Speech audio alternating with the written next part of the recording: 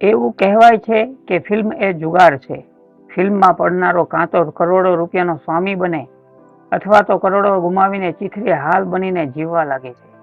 છતાં ફિલ્મની લત એક એવી લત છે જેમાં હારો જુગારી બમણું ઝૂકતું રમવા માટે સદા તૈયાર રહેતો જોવા મળે છે. ફિલ્મનો રંગ ઝટ ઉતરતો નથી, એના ઘણા દાખલા અમદાવાદમાં જોવા મળે છે.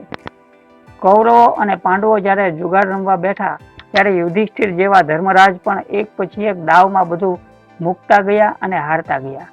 તેમાંથી સર્જાયું ધર્મયુદ્ધ.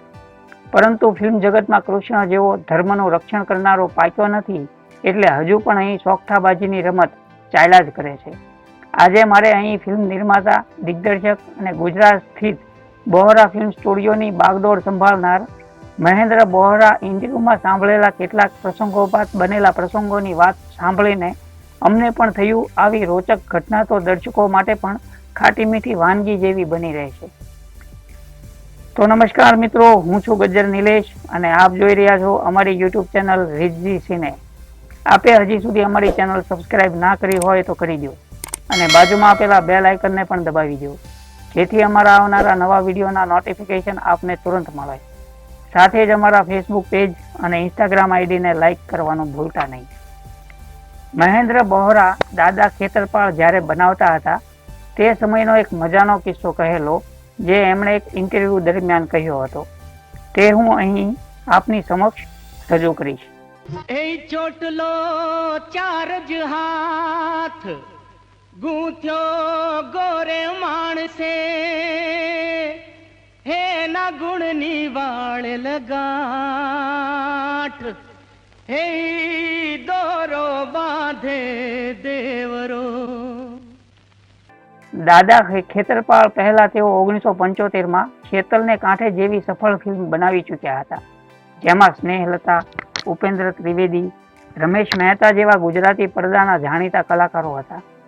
આ ફિલ્મના 8 જેટલા ગીતો ત્યારે ગુજરાતના ગામડે ગામડે લોકપ્રિય બન્યા હતા, જેમાં રૂડીને રંગીલી રે વાલા તારી, વાંસળી રે લોલ, જોબનિયું આજ આવ્યું ને કાલ જાશે, માતા રાંદલ આવો મારે આંગણે, વનમાં ચાંદલિયો ઉગ્યો, કાળજા કેરો કટકો, જેની શબ્દ રચના અને સુર રચના અવિનાશ વ્યાસના હતા.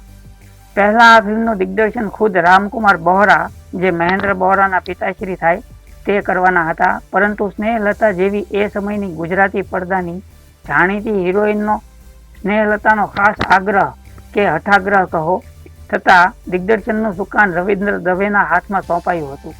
આ ફિલ્મે સિનેમા હોલ પર એટલી ગીર્દી જમાવી હતી કે રાતોરાત એમાં સ્ટાર્સના ભાવ વધી ગયા હતા. જ્યારે બહોરા લોકોએ દાદા ખેતરપાળ નામની ફિલ્મ બનાવવાનો વિચાર કર્યો હતો, ત્યારે આ લોકોને ઉપેન્દ્ર ત્રિવેદી, અરવિંદ ત્રિવેદી અને રમેશ મહેતાના રેટ પરવડે તેવા રહ્યા નહોતા. એટલે બહોરા દર્શે રાજીવ નામના નવા કલાકારનો સંપર્ક સાધ્યો હતો.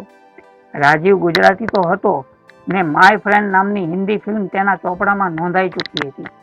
આ ફિલ્મ જોકે ટિકિટબારી પર કશો જ સારો દેખાવ કરી શકી નહોતી, છતાં રાજીવના મગજમાં પોતે હિન્દી ફિલ્મનો હીરો છે એવી રાય તો ચડી જ ગઈ હતી. પરિણામે જ્યારે રામકુમાર બોહરાએ રાજીવનો સંપર્ક કર્યો ત્યારે રાજીવે હુંકારમાં ના કહી. બોહરા ઇન્ટરનેશનલે ઘણી હિન્દી ફિલ્મો પણ બનાવી છે. રાજીવે ના તો કરી, પરંતુ એની એવી કફોડી હાલત થઈ કે 2 ટકના રોટલાના ફાંફા પડતા તે મહેન્દ્ર બોહરા પાસે ગયો અને કાકલુદી કરી હતી. ત્યારે તેઓ મહેન્દ્ર બોહરા તેજા નામની હિન્દી ફિલ્મ બનાવતા હતા, જેમાં તેમણે રાજીવને પોલીસ કમિશનર બનાવી પૂરા 15 થી 20 દિવસનું કામ આપ્યું હતું. ત્યાર પછી મહેન્દ્ર બોહરા અને રાજીવ બંને વચ્ચેના સંબંધો એકદમ મીઠાશ ભર્યા બની ગયા હતા.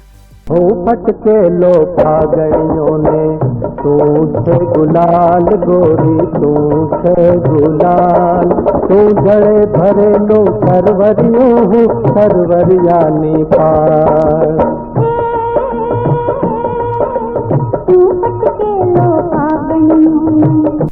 હજી દાદા ખેતરપાળ વાળી અધૂરી વાત તો રહી જ ગઈ કે એ ફિલ્મ ઉપેન્દ્ર ત્રિવેદી અને અરવિંદ ત્રિવેદીએ કેવી રીતે મેળવેલી. એનો પણ એક અજબ કિસ્સો ટ્રેનમાં બનેલો, જેમાં શ્રીકાંત સોનીનો શું રોલ હતો તે આપણા બીજા વિડીયોમાં આપણે જોઈશું. અહીં આ વિડીયોનો એક કિસ્સો પૂરો કરીએ. ત્યાં સુધી આપ રાહ જુઓ બીજો વિડીયો ક્યારે આવે છે અને આપ અમારા ચેનલ પર પહેલીવાર વિડીયો જોઈ રહ્યા હો તો અત્યારે જ અમારી ચેનલને સબસ્ક્રાઇબ કરીજો અને બાજુમાં આપેલા બેલ આઇકનને પણ દબાવી દો, જેથી અમારા આવનારા નવા વિડીયોના નોટિફિકેશન આપને તુરંત મળે. સાથે જ અમારા ફેસબુક પેજ અને ઇન્સ્ટાગ્રામ આઈડીને લાઇક કરવાનું ભૂલતા નહીં. હું આવી જ કેટલીક રસપ્રદ માહિતી લઈને આવતા વિડીયોમાં. Thank you.